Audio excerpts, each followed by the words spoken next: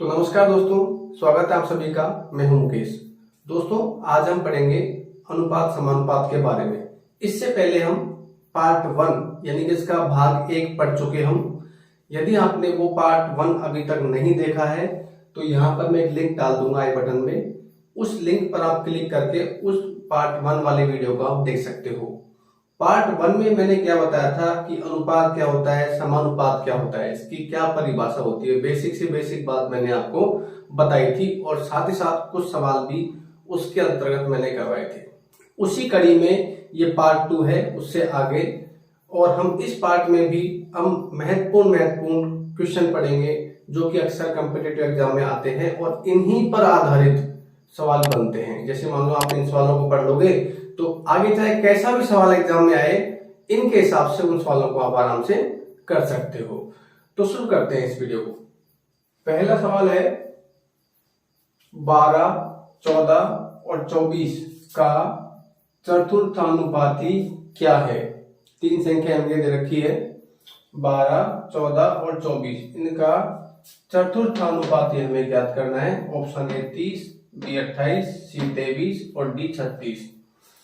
तो दोस्तों, चतुर्थानुपाती ज्ञात करने के लिए मैंने आपको बताया था, सबसे पहले तो लिखो 12, फिर अनुपात 14, फिर समानुपात 24। इन तीनों संख्याओं को लगातार लिख दिया आपने।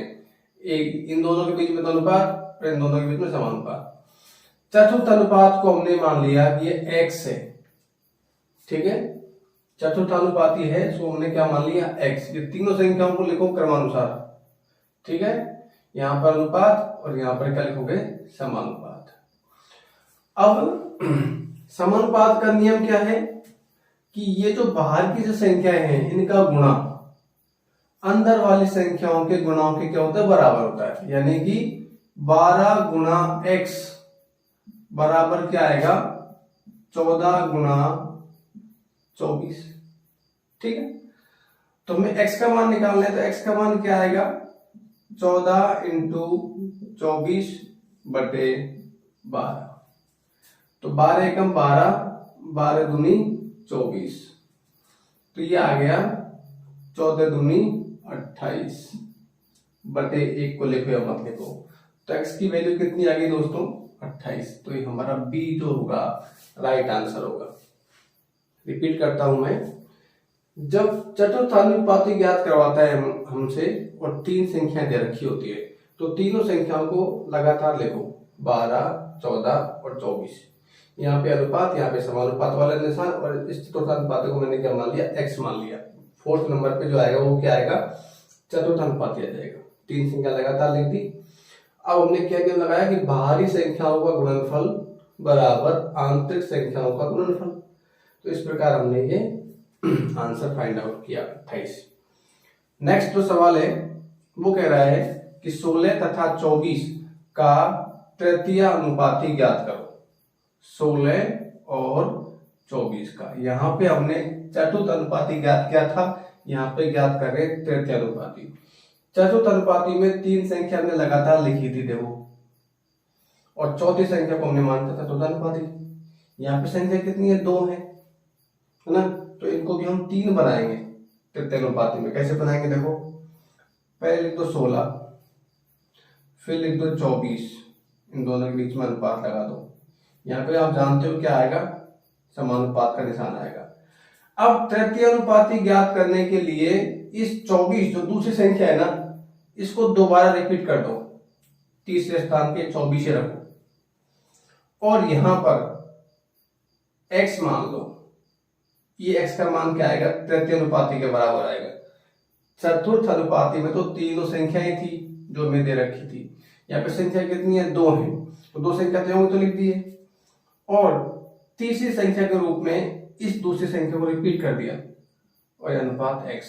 फिर हम वही नियम लगाएंगे, बाहरी संख्याओं का गुणनफल 16 इंटू x बराबर 24 इंटू फिर से 24।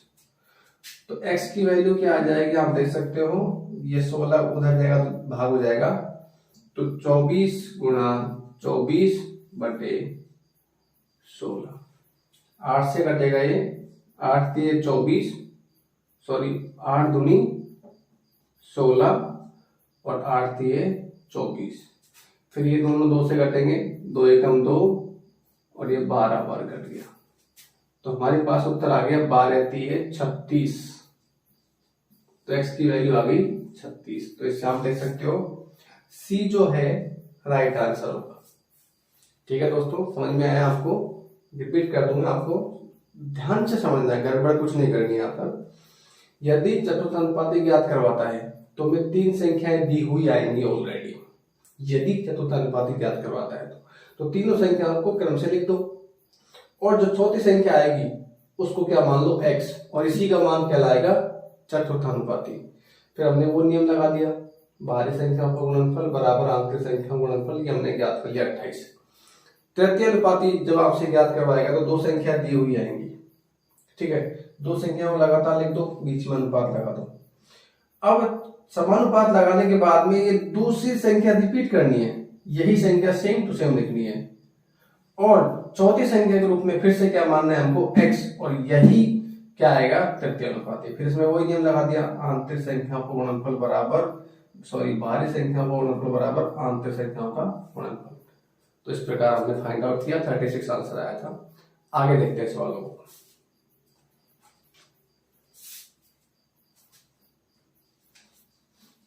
ये सवाल क्या पूछ रहा है कि 6 तथा 54 का मध्यानुपाती क्या है।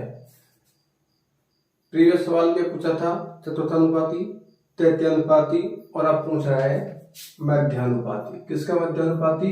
6 का और 54 का। आंसर यहाँ पे दे रखे हैं, इनमें से एक सही है। तो शुरुआत में मैंने आपको बताया था कि मध्यानुपाती का फॉर्मूला क्या होता है,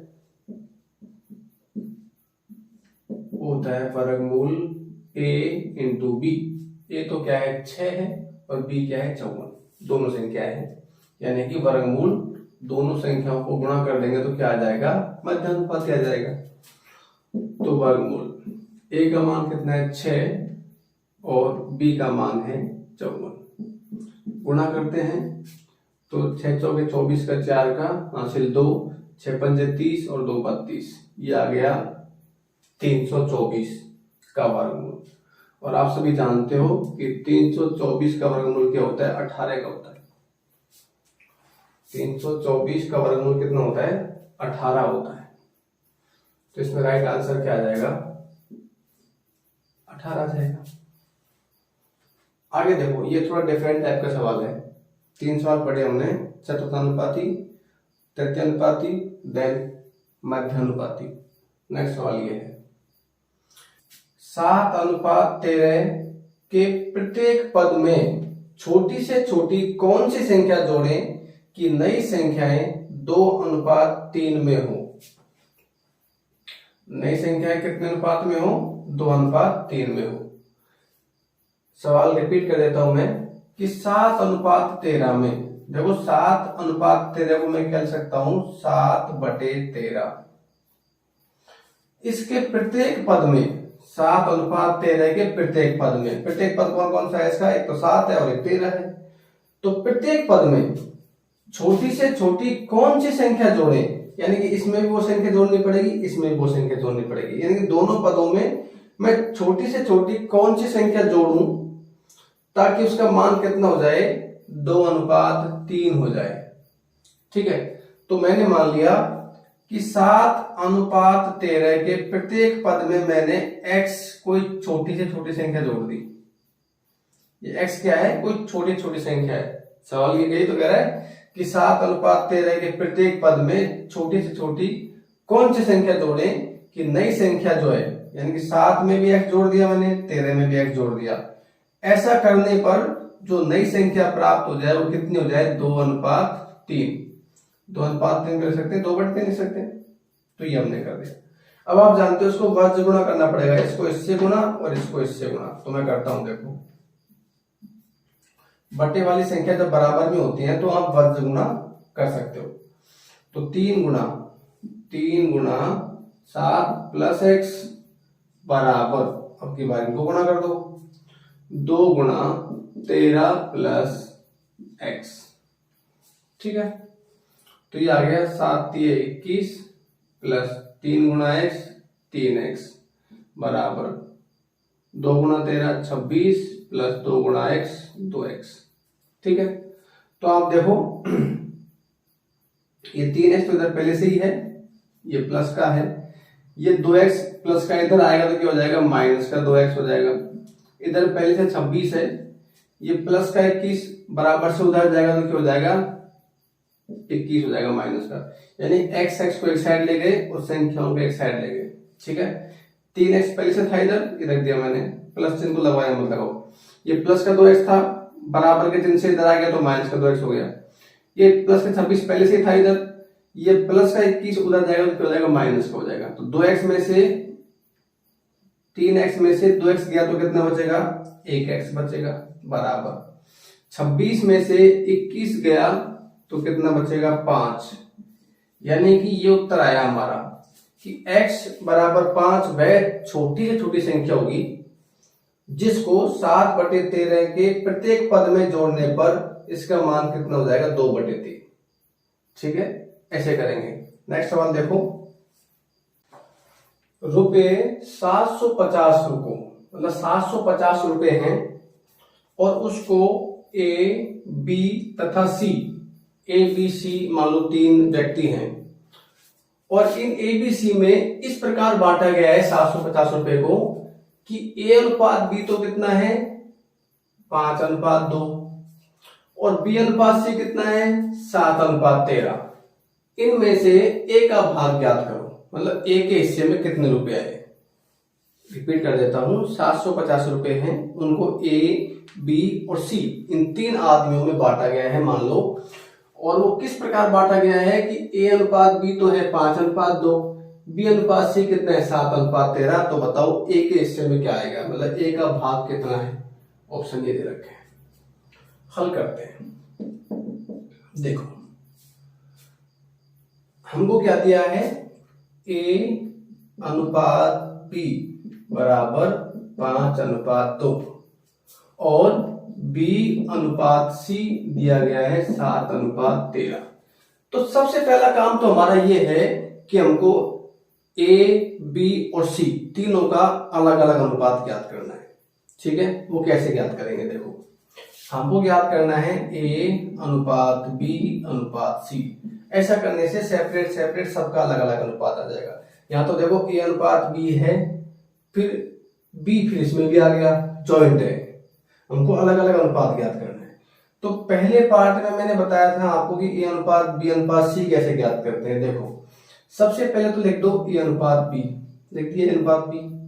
अब देखो A अनुपात B ये है और ये B अनुपात C, यानी कि ये तो B पे खत्म हो रहा है, ये B से शुरू हो रहा है। तो A अनुपात B के नीचे, इस B के नीचे इस वाली B को रख दो, रख दिया आपने। ये सबसे पहले A अनुपात B रखा मैंने, फिर इस B को इस B के नीचे रख दो और फिर लिख दो अनुपात C। ठीक है, अब आपको क्या करना है, मान रख दो इनके। A अनुपात B कितना है, 5:2, 5:2। फिर इस B का मान कितना है, 7 अनुपात C का अनुपात कितना है, 13। ठीक है, 5:2 और ये 7:13 लिख दिया। अब आपको क्या करना है, वो याद रखना है, यहाँ पे इन दोनों संख्याओं को गुणा करना है सबसे पहले तो। ठीक है, तो 2 सत्ते 14 लिख दिया मैंने। अब इस 7 को करना है इस 5 से गुणा और इस 2 को करना है इस 13 से गुणा। तो 7 पंजे 35, तो यहाँ पे आ जाएगा 35 और 2 × 13, 13 दूनी 26, तो 26 यहाँ पे आ जाएगा। तो ये आ गया दोस्तों A अनुपात B अनुपात C। Let me explain. A अनुपात B, A अनुपात B रख दिया, उसके नीचे रखना है B अनुपात C और इन दोनों को करना है गुणा। 2 सत्ते 14, 7 पंजे 35 और 2 × 13 26, तो A अनुपात B अनुपात C आ गया। अब आप बड़ी ही आसानी से A का भाग ज्ञात कर सकते हो। देखो कैसे ज्ञात करेंगे A का भाग। जब किन्हीं का 3 हो या 4 हो या 5 हो, सबका अनुपातों में मान दे रखा है और उस अनुपात में कोई राशि बांटी गई है, तो प्रत्येक का हिस्सा कैसे ज्ञात करते हैं? देखो, सबसे पहले तो हमको लिखना है एक का अनुपात कितना है। तो आप देख सकते हो एक का अनुपात कितना है, 35। तो मैंने लिख दिया 35 बटे अनुपातों का योग, इनका हमें योग करना है सबका। तो देखो 26 और 14 40 हो गए, 40 और 35 हो गए 75। अब करना है गुणा। सबसे पहले जिसका भाग पूछा है उसका अनुपात लिखना है, नीचे अनुपातों का योग लिखना है, गुणा जिस राशि को बांटा गया है, किसको बांटा गया है, 775 को, तो उससे गुणा कर दो। ठीक है, तो 75 एकम 75, यानी कि आ गया 35 गुणा ये 10 हो गया, कितना आ गया 350, यानी कि 350 रुपए जो हिस्सा है वो किसका है, ए का। यदि आपसे बी का हिस्सा पूछा जाता, बी का भाग पूछा जाता, तो हम क्या लिखते हैं, बी का भाग कितना है, अनुपात 14। तो 14 बटे 75 गुणा 750। ठीक है, 75 एकम 75, ये 10 होता था और ये 14, तो 14 गुणा 10 140 आता, किसका भाग आता, बी का। सी का पूछता तो 26 बटे 75 गुणा 750, तो यहाँ पे आता 26 गुणा 10 260 रुपये आता, किसका हिस्सा आता, सी का।